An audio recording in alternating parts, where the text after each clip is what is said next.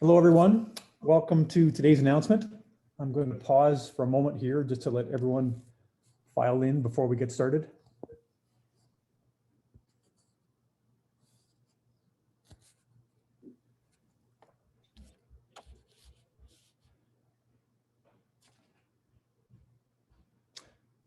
Okay, hello, everyone. Thank you very much for joining us today. My name is Dan Wicklum, and I'm the CEO of the Transition Accelerator, and I'm going to be your MC for today's event. And we're here, of course, to launch Canada's first hydrogen hub, the Edmonton Region Hydrogen HUB. And we feel very strongly that the hub is going to kickstart the Edmonton region's low carbon economy and help put the region, Alberta, and the whole of Canada on a path to a strong pan-Canadian hydrogen economy and be a leader producing, using, and exporting low-cost, low-carbon hydrogen. I need to thank all of the organizations that made this hub a reality. We'll start with Western Economic Diversification on behalf of the Government of Canada, Emissions Reductions Alberta on behalf of the Government of Alberta, Alberta Industrial Heartland Association on behalf of Sturgeon County, the City of Edmonton, the City of Fort Saskatchewan, Strathcona County, Lamont County, Enoch Cree Nation, and then Alexander First Nation and Edmonton Global, as well as the Transition Accelerator. So a few housekeeping items before we get started. And please note that the chat function will be turned off during this event. But media are invited to place answers into the written Q&A box. And you're also welcome to put up your hand using the hand raise function during the event, but I'll flag that we won't actually get to questions until after our speakers have spoken, but we'll keep you in the queue, especially if you raise your hand. We'll go from top to bottom in that queue. And if you're calling on the phone, what you can do is you can ask a question by dialing star 9. So star 9 will allow you to ask a question on your phone. So we have 4 speakers today. We have the Honourable Jim Carr, Minister Carr on behalf of the Government of Canada. We have Associate Minister Dale Nally from the province of Alberta. We have Her Honour Mayor Hnatiw representing municipalities, and we have Chief Billy Morin. And they'll speak in that order, each of them for about 2 or 3 minutes. And with that, I'll go right to Minister Carr, who is here on behalf of the Honourable Mélanie Joly, Minister of Economic Development and the official languages, and the Minister responsible for Western Economic Diversification. Minister Carr, over to you. Hi, Dan. It's good to see you again after all these years and all the work we did together when you were with COSIA, and we continue to work together for Prairie Canada and for the whole country. It's good to be here with all of you today. However, virtually, this is our reality these days. And I want to begin by acknowledging that I'm joining you from traditional Treaty 1 territory of the Anishinaabe peoples, as well as the homeland of the Métis Nation, and to recognize all of the Indigenous peoples with a connection to this land. I've spent a lot of time in my career working to connect community and business and government. And time again, I've been so impressed with how important collaboration can be, and to achieve the greatest results when that collaboration is at the front of our aspirations. Simply put, we're stronger when we work together. And I'm pleased to be part of an announcement today that epitomizes that spirit of collaboration between industry and all orders of government. We know that Alberta has taken and been adversely impacted over the last year, not just by the pandemic, but also by the significant decrease in oil prices. While this presents a challenge, we also recognize the opportunities ahead of us. Alberta is well positioned to seize emerging growth opportunities while delivering a stronger economy that benefits Canada and the world. Hydrogen might be nature's smallest molecule, but its potential is enormous. It provides new markets for our conventional energy resources and holds the potential to decarbonize many sectors of our economy. As some of you may already know, this past December, our government announced a hydrogen strategy for Canada. We anticipate that implementing this strategy can spark early economic recovery and lead to a $50 billion domestic hydrogen sector and generate more than 350,000 high-paying jobs from coast to coast to coast. And we also know that Alberta in particular is well positioned to help lead the way on this ambitious strategy. And I'm so pleased today to announce that the Government of Canada, through Western Economic Diversification Canada, is providing $1.2 million in funding for the Transition Accelerator. This funding will help the Transition Accelerator establish the Hydrogen Hub, a first of its kind as an ecosystem building initiative in the greater Edmonton area. The Hydrogen Hub will convene and connect stakeholders along the hydrogen value chain and develop concrete industry-led hydrogen products. The Edmonton region is uniquely positioned to lead the way in developing a competitive and sustainable hydrogen economy, from rich feedstocks to produce hydrogen, to world-leading innovation, to a strong energy industry with vast international relationships. As the first hydrogen hub of its kind in Canada, it will also serve as a blueprint that can be replicated in other regions across the country, with low-cost, low-carbon hydrogen to create a strong pan-Canadian hydrogen economy. Today's investment is about taking concrete steps towards incorporating hydrogen energy into tangible products, from fuel cell buses to heating and power systems. It's a major investment, not just in our economy, but in our environment and in our future prosperity. It's part of how we achieve our goal of net zero emissions by 2050. Thank you to all the partners who have come together to make this initiative a reality. I look forward to what this project will help accomplish and to demonstrating yet again what we can achieve when we work together. Thank you. Merci.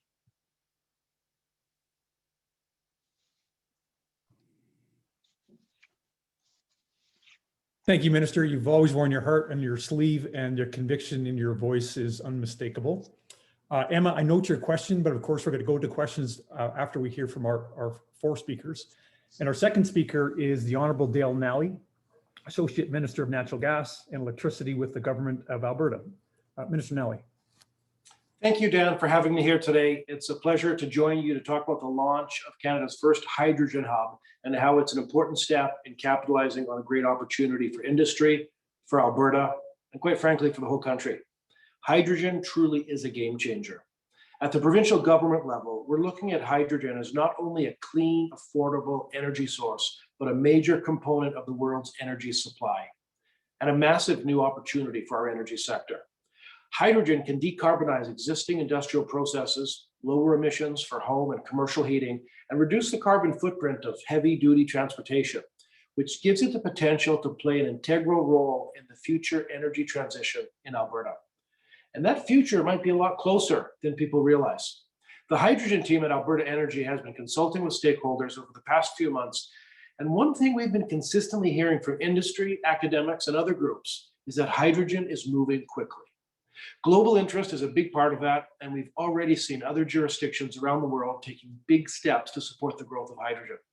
But the speed of development in the sector isn't just related to government action. Companies around the world are making investments that will increase hydrogen's importance as a source of energy in the years to come, which is why the timing and location of this hydrogen hub is so important. Alberta will need a dedicated connection point to bring together all the different pilot projects, hands-on research, and supporting infrastructure needed to expand hydrogen production and use within our broader economy. That's why the government of Alberta is proud to be contributing $150,000 a year for 3 years, or $450,000 in total, to the first hydrogen hub in Edmonton through Emissions Reduction Alberta. Thanks, Dan. Thank you, Minister. In my experience, ministers bring different leadership styles to their jobs. Minister Nally's is roll up his sleeves, get involved and get it done style. And that's extremely welcome. It's good to be working with you on this, Minister. Next, we have Mayor Hnatiw. So her worship, Alanna Hnatiw is the mayor of Sturgeon County, and I'll also flag that she is the elected chair of the leaders group of the Edmonton Region Hydrogen HUB, and she's chair of the Alberta Industrial Heartland Association. So Mayor Hnatiw. Thank you very much, Dan. And thank you for those of you who are meeting us here today on Treaty 6 territory. I would like to thank Minister Jim Carr, Special Representative for the Prairies, and Associate Minister of Natural Gas, Dale Nally, for their respective government's contribution to the future of hydrogen and to today's announcement. And thank you to our local partners who have significantly contributed to the development of the first hydrogen hub. Mayor Don Iveson, Mayor Gail Ketcher, Mayor Rod Frank, and Reeve David Didick. These municipalities have contributed and are contributing members of the Alberta Industrial Heartland Association and have committed financial and in-kind support of $600,000 over the next 3 years to support this important work of the Edmonton Region Hydrogen Hub. I would also like to extend a special thank you to Vice Chair Okima Billy Morin of Enoch Cree Nation and Chief George Arcand of Alexander First Nation for their openness and willingness to join the 5 mayors to lead and to navigate the path forward together. The Edmonton region, Alberta, and Canada are working together to realize our shared goal of accelerating a strong Canadian hydrogen economy through the hydrogen hub model, making Canada a leading domestic consumer and exporter of the low carbon hydrogen that the world needs to transition to net zero emissions. The Alberta Industrial Heartland Association and Edmonton Global have collaborated on a series of webinars recently to explore and determine export markets with Japan, California, and tomorrow, Korea. And they're all interested in our low carbon hydrogen. Cost is a key driver in helping the world shift to a net zero future. And the Edmonton Region Hydrogen Hub will deliver low cost, low carbon hydrogen at a scale that will make a global difference. The hub is planning more than 25 hydrogen projects related to the production, transportation, and end use of hydrogen and carbon capture and storage. Picture a future for the Edmonton region where buses, trains, heavy trucks, and farm machinery run on zero emissions hydrogen. Homes and businesses are heated with hydrogen, and our oil and gas industry is produced with reduced emissions. And Alberta has a strong hydrogen export market to help other countries achieve their emission reduction targets. We already have Western Canada's first hydrogen blending project with clean burning gas being added to residential natural gas supply to lower overall emissions from home heating. This future will further be enabled by the hub, an undertaking that will help our region on a path to a net zero future while ushering skilled, permanent low carbon jobs to the region and beyond. Our region is well suited to be Canada's first hydrogen hub because of its access to low cost natural gas, significant experience in hydrogen production and carbon capture technologies with the world's largest CO2 pipeline. Also a vast network of pipeline infrastructure, a large talent pool of engineers and tradespeople, engaged economic development, government, Indigenous, and academic leaders. We understand that although our energy commodities remain in demand, that demand is dependent on lowering emissions. And we are all at the table to support the sequencing of changes in technologies, infrastructure, business models, societal practices, policy and regulatory frameworks to support a vibrant energy sector for both domestic and export markets, as well as new opportunities for responsible economic and social development and enhanced equity and respect for the rights of Indigenous communities. We are here to plan a future where we can see a place for ourselves, leading an evolution in energy and leveraging our value for an economic and social recovery. The hub will serve as a blueprint for how to accelerate a strong regional hydrogen economy that will be replicated in other regions across the country, producing blue or green low carbon hydrogen based on the unique regional strengths and natural resources to create a strong pan-Canadian hydrogen economy. Hydrogen may be the smallest molecule, but it is Canada's greatest common denominator. Thank you very much.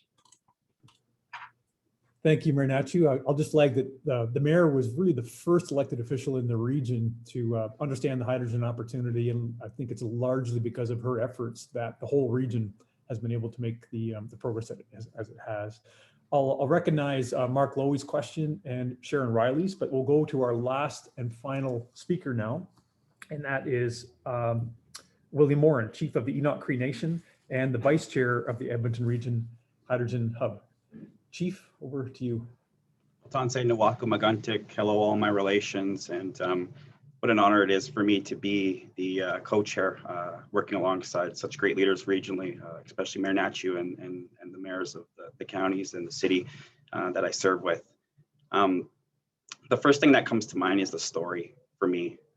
And too often the story out there is with projects, mega projects like Trans Mountain or oil and gas and resource sector projects. The story from the Indigenous perspective is our elders and our young people demand of us protection of Mother Nature and environmental rights.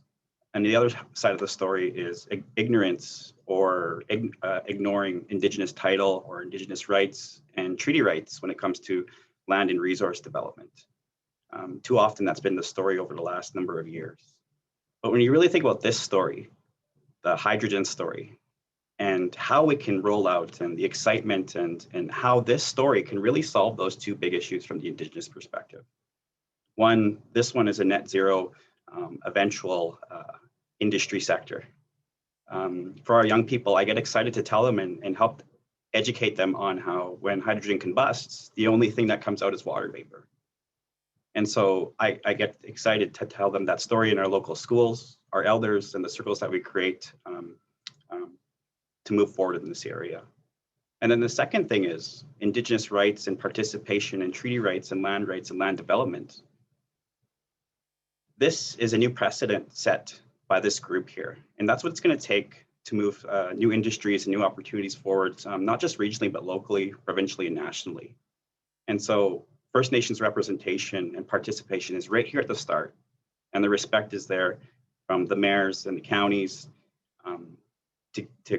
to start with a clean slate, to start from with those Indigenous title and rights, balanced with treaty rights and balanced with Canadian law and balanced with creating an atmosphere with the Indigenous intent of treaty of sharing the land and moving forward together. And so I'm very, very happy to be at the start of this energy sector and this development. I really, again, just want to acknowledge Mayor Hnatiw and her leadership, the Alexander First Nation, Strathcona County, the City of Edmonton, the County of Lamont, Sturgeon County, Fort Saskatchewan. Because again, it's going to start at the region, and then we're going to set the bar and the precedent for so many Indigenous participations in this energy sector across the country. And so I couldn't be more honored to be co-chairing such a great team. And so I thank this team, the Honourable Minister Dale McNally, Dan, and Minister Carr for allowing us to participate in this announcement just for today. And I look forward to the future of moving forward together in a good way that originally was intended when it comes to treaty rights for this sector. And I look forward to telling the story over the coming years. Thank you, Chief Morin. You know, in today's era of heightened emotion related to energy transition wrapped up in COVID and so on, one of the things the Chief has very quickly brought to the whole hub, I'd say, is a calming influence that is really important to be able to make strategic progress when you have multiple parties working together. So thank you for that, Chief. Okay, we're going to move to our question and answer session here now. So I'll flag again, there's 3 ways you can ask questions.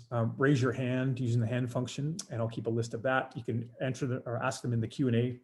And also, if you're on the phone, you can ask a question by pressing *9. But we'll start off in the queue, and I'll go to Emma. Emma, could I ask you to identify your news outlet and then ask your question, please?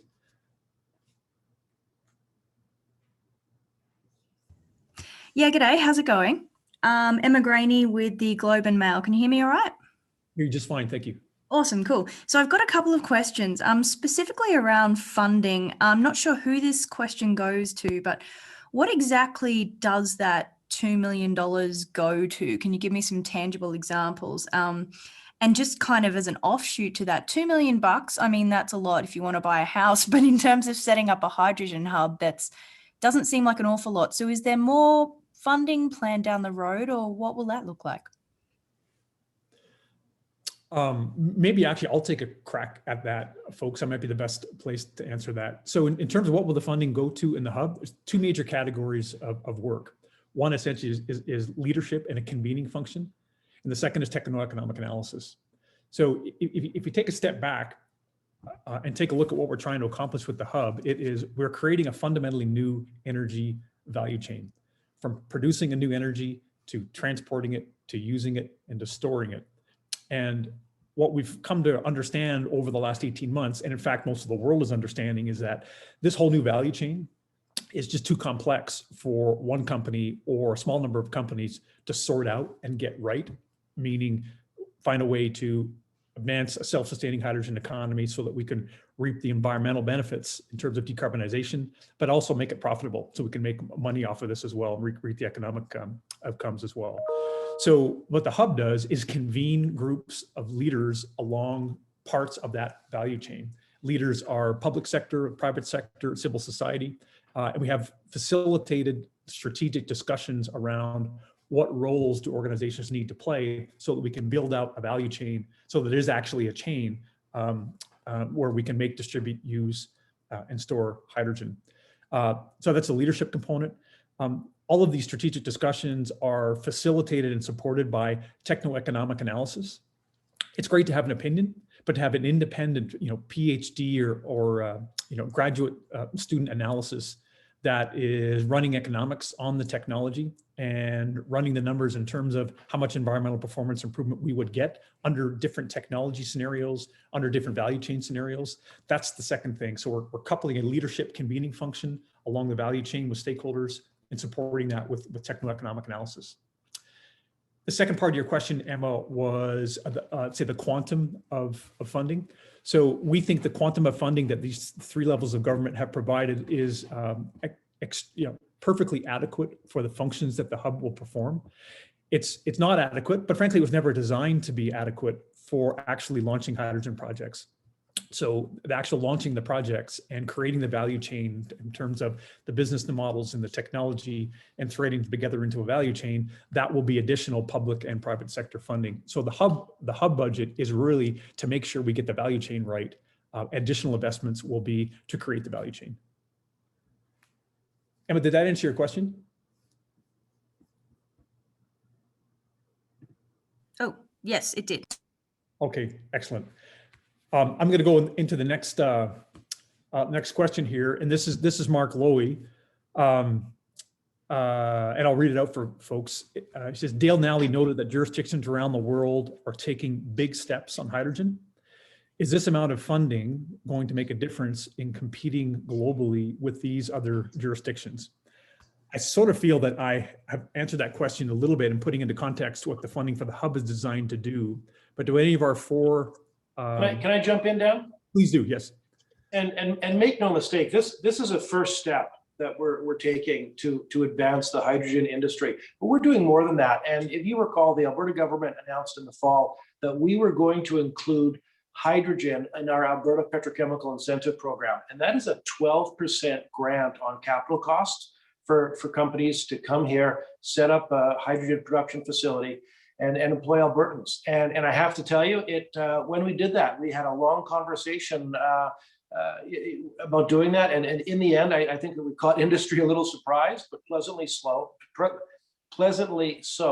And in fact, we have generated a lot of interest from that support of hydrogen. And so there's a lot of companies around the world that are very interested in Alberta as a destination. Part of that comes from our support through the Alberta Petrochemical Incentive Program, which will probably turn out to be $1 billion investment in this industry. Any other of our speakers want to tack on to that? If I may, the funding that's been announced, and certainly the work that we're doing at the hub initially, is really just funding to create a space where we can share information and have strategic discussions. This amount of money that we're talking about here in relation to the hub, as Dan said, isn't to launch projects. I mean, there's places in discussions between industry and government and private investment, frankly, for that. But this is just to create a space, as Dan said, for analysis, for conversations, for studies, et cetera. So, and then also just to speak to the question around the location of a hub. Again, it's obviously starting in the Heartland because that's where we're already making over 2,000 tons a day of hydrogen. But this again is more holding a space and not necessarily specific to a location. But obviously, the beginning of this work will happen in and around where we're already doing it. But the quicker we can scale up and expand this work, the better. Thank you. We're anticipating that there will be a $50 billion hydrogen industry, and that 350,000 jobs will be created. And the kind of cooperation among levels of government and the private sector will yield unprecedented growth in the creation of wealth and of jobs in the kind of project that harbors very well the values that are shared by the entrepreneur and by governments at all levels, heading towards zero emission. And what we are announcing today really is part of the platform upon which so much more will be built. And we will be hearing in the coming weeks and months ahead major investments in hydrogen that I think will be not only important for Canada and our domestic use of this very important energy source, but also as a model for those internationally who look to Canada for ways in which we can take our resources and to convert them sustainably and market them internationally. So I see today as a very important first step. Thank you, Minister. I'll go to Sharon Riley now. Sharon, could you identify your outlet and then your question, please? Hi, yeah, I'm Sharon. I'm the Energy and Environment Reporter for the Narwhal based in Edmonton. Can you hear me okay? That's fine, thank you. Okay, I have a question, two questions actually. The first is for Minister Nally and Minister Carr. And if we use the color descriptions of hydrogens that I'll use here, it's clear that producing gray hydrogen is cheaper than producing blue hydrogen. Blue hydrogen is cheaper than producing green hydrogen. And I'm wondering, from both of your government's perspectives, what role does carbon pricing have in creating incentives to produce cleaner forms of hydrogen, especially keeping in mind that the majority of hydrogen produced today is gray hydrogen, so produced from fossil fuels with no carbon capture? Ministers? Well, I'm mindful of what Minister O'Regan said in answer to a question just like that. And he said, why do I have to choose between my children? Might have been a wee bit glib, but it makes a point that there are opportunities right across the spectrum. They all have their individual characteristics. They will attract different kinds of investments staged at different times, but all of them carry great opportunity. And the government of Canada stands ready to partner with other jurisdictions in the private sector, following all avenues that lead to the combined aspirational result. And that is that we convert this energy into clean, renewable, sustainable sources, not only for our own neighborhoods and our own region, but across the country and beyond. Minister Nally? Yeah, thank you, Minister. Listen, I'm glad that you answered that question, that you asked that question, because as you can see from the people on this panel, there is no light between any level of government on hydrogen. There might be a little bit of light between us on the carbon pricing, and I would suggest to you that we don't need a single price on carbon. This is about a clean, affordable energy future. And that's what blue hydrogen does. Now, we know that if we want to reduce greenhouse gas emissions globally, blue hydrogen is absolutely a way for us to leapfrog into a clean, affordable energy future. We have a multi-generational supply here in Alberta. We are already leaders in carbon capture, utilization, and storage. So there isn't a region, quite frankly, that is better positioned than we are to produce blue hydrogen. And let's not forget, blue hydrogen is going to have a significant cost advantage. So to Minister Carr's point, yeah, we're agnostic to the color. Really what this is about, a clean energy future, and blue hydrogen is ready now. Thank you, Minister. I'm going to go to the phone line here to number 780-429-5324, whoever you are.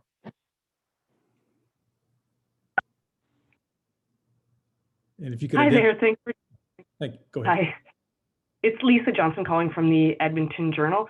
I had a little bit of audio difficulty at the beginning, so my apologies if this was already outlined in detail, but I'm wondering if you can offer a few more details on the timeline. I mean, you mentioned that what you're announcing here is a platform upon which so much more will be built, but are there any specific milestones or timing goals as part of this project?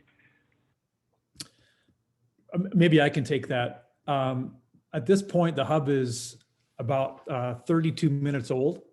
So we work quick, but we're going to need a bit of time to sort out the specific deliverables. I can tell you that the leaders involved with the hub and the management team involved with the hub are very seasoned managers.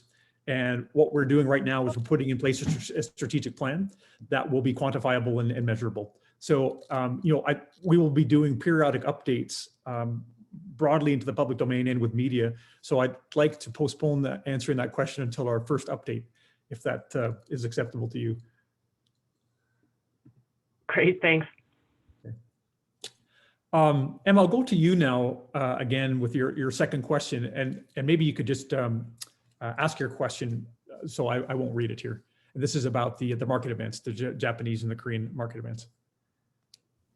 Yeah, so the mayor, I think it was Mayor, you had mentioned conversations already happened with, I think, Japan, South Korea, and I think you mentioned California. What have those discussions looked like? What have those countries asked for in terms of the hydrogen they want, or what they might be willing to buy off of us over here in Canada? And is there a timeline on those kind of deals as well? Thanks.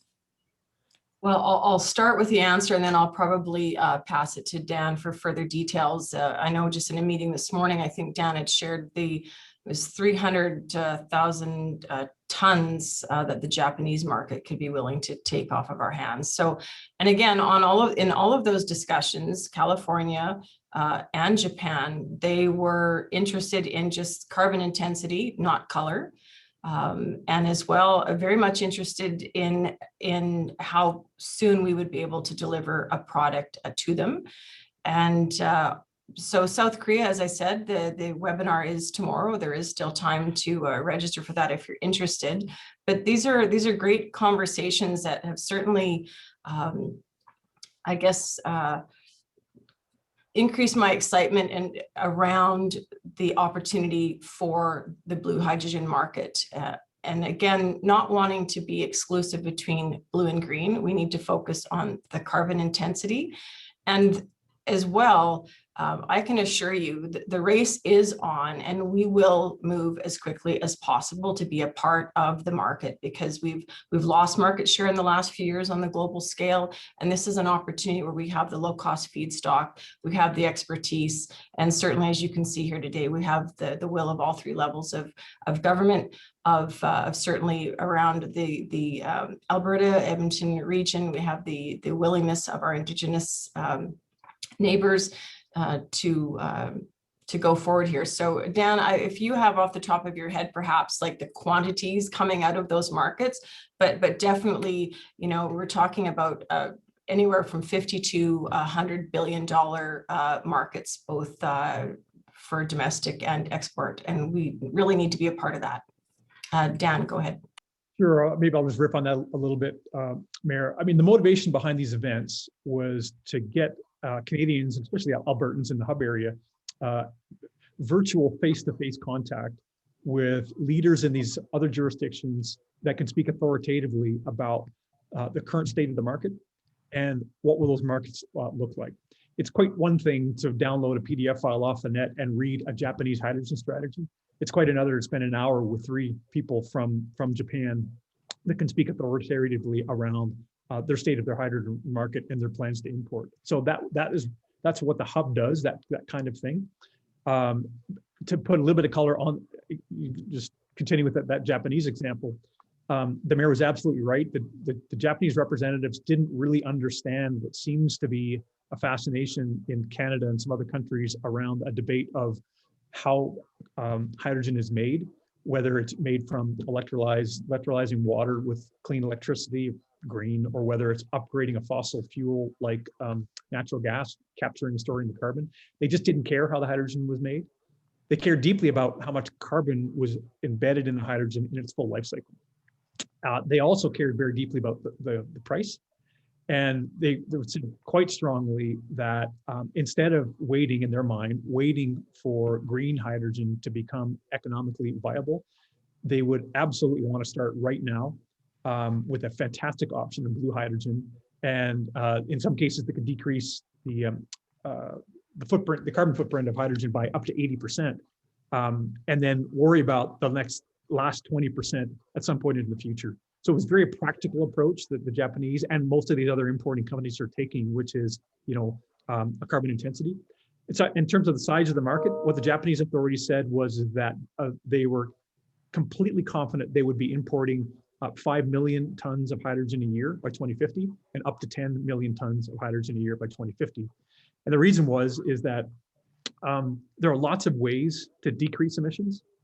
But if your objective as a country or as a jurisdiction is to eliminate emissions under a net zero definition, hydrogen can just do things that other options can't. You can't electrify some things, heavy transport, trains, some heat and power applications and so on. So that's why they are essentially declaring now that hydrogen will be a large part of the future energy system, and they'll be importing up to 5 million tons a year. And as you might remember from your high school physics classes, hydrogen is a light element. It's the lightest element. 5 million tons, that's a lot of hydrogen. So that's a little bit of context around those market events. Yeah, can I just add a really quick comment to that too as well? Please. Yeah, so practically speaking, in order to reach those international markets, you're going to have infrastructure to transport hydrogen to those international markets. And I'm encouraged by yesterday's recent publication that Treaty 8 itself is actually interested in creating energy corridors. This might be a big hairy goal, but just is there a possibility that we were discussing at our hub of a Northern Gateway hydrogen hub? And I think these conversations, as much as they're still maybe a few years in the making, $2 million might not sound like a lot of money today, but I'll tell you this, it's enough to start planning and turn those ideas into a little bit more structure and context to consider these discussions for a longer term goal of actually transporting these with infrastructure. So from the Indigenous perspective, I think those conversations are really going to be valuable with such a clean energy source going forward to actually reach the international markets in the new sector. Dad, can I build on what Chief Morin just said? Of course. I think that's a valid point. The race is on to advance a hydrogen economy in this country, and if we are going to do it, it is going to be a Team Canada approach. And just seeing that all levels of government on this meeting today, Indigenous leaders, business leaders, academics, this for me is the Team Canada approach that we need to win in the hydrogen game. So I am very optimistic that this is a first step of many. Thank you, Minister. I'm going to combine 2 questions here. One is from Mayor Katcher, who of course is one of the elected officials, the leaders inside of the Hydrogen Hub. And her question was, can you speak to how the Hydrogen Hub would get the product to market and the need for pipelines? And there's a second question here that talks about, how do you transport hydrogen to export markets such as California, Japan, and South Korea? So there's 2 components here. One is the notion of, technologically, how do you transport hydrogen? And slightly different, which is the concept of the need for pipelines. Do any of our 4 speakers wish to take a crack at that, or I could? I can certainly jump in, and you can sort of build on that, Dan. But I mean, that's a great question, and that's part of what this is about. Why we need a hub is because we have to address those questions, and we need to come up with some concrete answers. So that's why we're doing this hub approach. There are some opportunities, some options. Certainly pipelines. We have the infrastructure in place right now, so pipelines are one route. Also, there are other opportunities such as a great carrier of hydrogen is ammonia and methanol, and so those are other options. And those are conversations that we've had with some of these Asian markets. Is they're interested in using either ammonia or methanol to get hydrogen to market. So there's lots of opportunities. This is exactly the kind of things that we'll be addressing with this hub. I don't really have much to add, Minister. Essentially anything that you can do with natural gas, you can do with hydrogen as well. Yeah. You can transport it as a gas. You can chill it and liquefy it and put it on an international carrier. There has been 2 international shipments into the international hydrogen market already. One's from Australia, where they shipped a liquefied hydrogen, and one was from the Middle East, both of them into Japan. In the Middle East, they shipped hydrogen, as the minister said, via ammonia, so as a carrier molecule.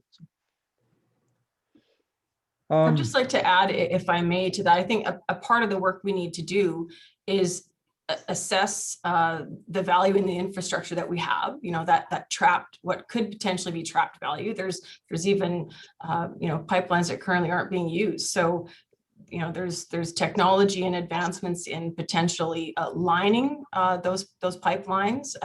So again, it's really just looking at the inventory of what's here, trying to leverage investments that have already, tax dollars have already gone into, and using those where possible. And where that's not possible, then looking at trains and trucks and other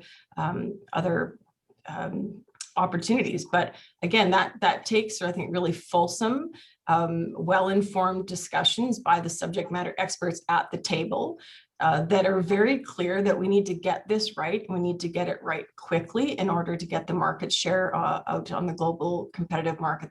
That's important for the recovery of Canada and for desperately needed jobs in Alberta as well.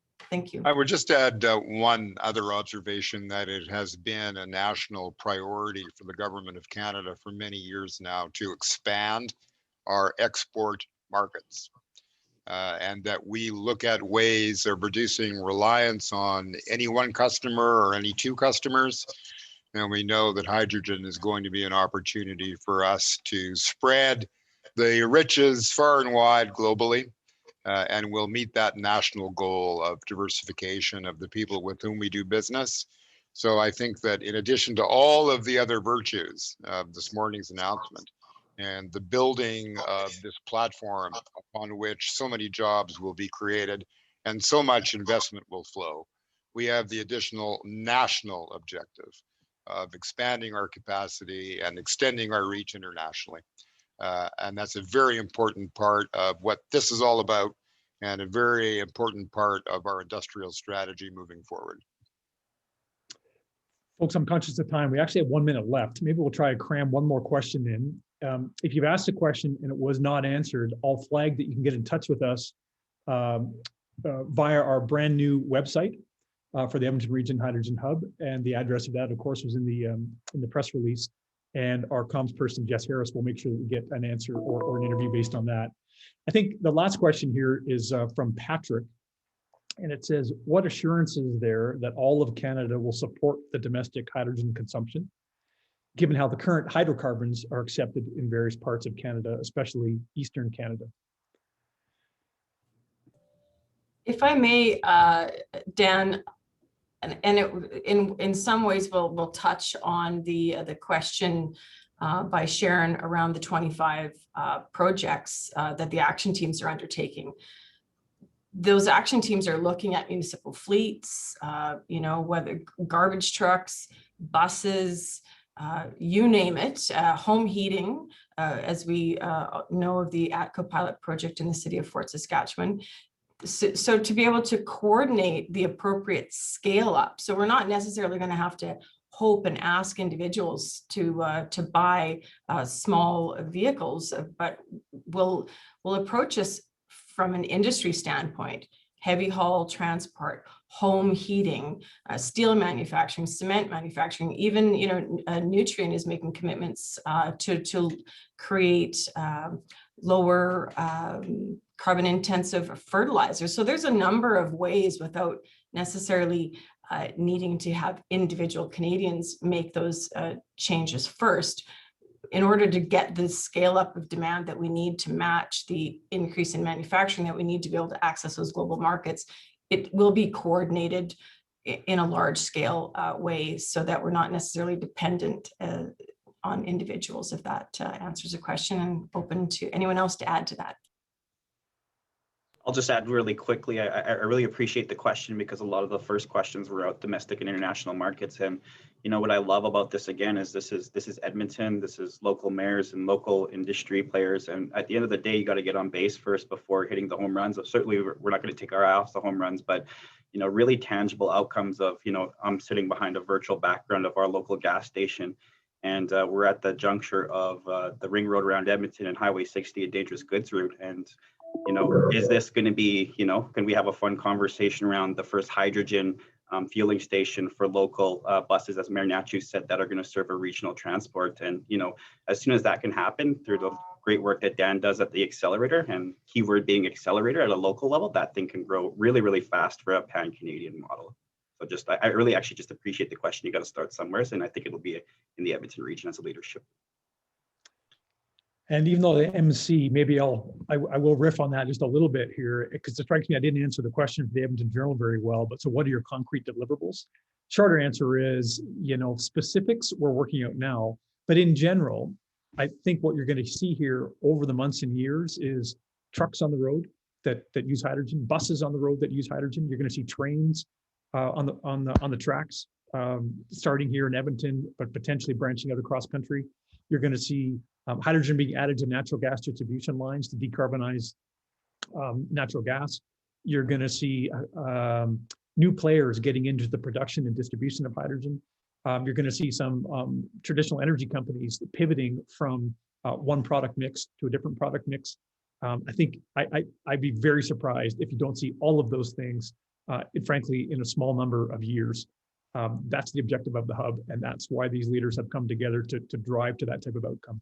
So stay tuned for the specifics, but in general, picture a future where hydrogen is a very big part of the energy production, distribution, and use in Edmonton.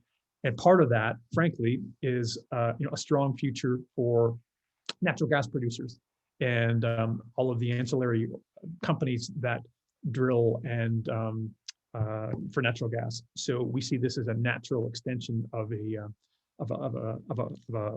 one energy system pivoting and evolving as the world changes. Any final comments from our four panelists? Just one comment to share in the excitement of seeing the government of Canada and the government of Alberta and municipalities around the Edmonton region and the private sector combining to double and redouble our efforts and our commitments to lead the way into the next generation of energy development in Canada. We are so well positioned to lead the world. And when you lead the world, sometimes it's because the most important players are aligned in their aspirations. And no better example than the last hour this morning, Dan. So congratulations to you and to my colleagues on the call. This is a terrific example of leadership working together, combined for our country and to lead internationally. Job well done. Thank you all very much. Thank you, Minister Carr. Thank you, Minister Nally, Chief Morin, and Mayor Hnatiw. And thanks to all of you that work behind the scenes on getting the hub to the place where it can be launched. You know who you are. We won't name names, but I look forward to convening you four again and giving folks an update on how the hub is actually rolling out. And again, if you're with the media and you didn't get your question answered, or if you have a follow-up question, please contact us through the website and we'll make sure you can get an interview with one of these leaders or someone else. So thank you very much, folks. Thanks, everybody.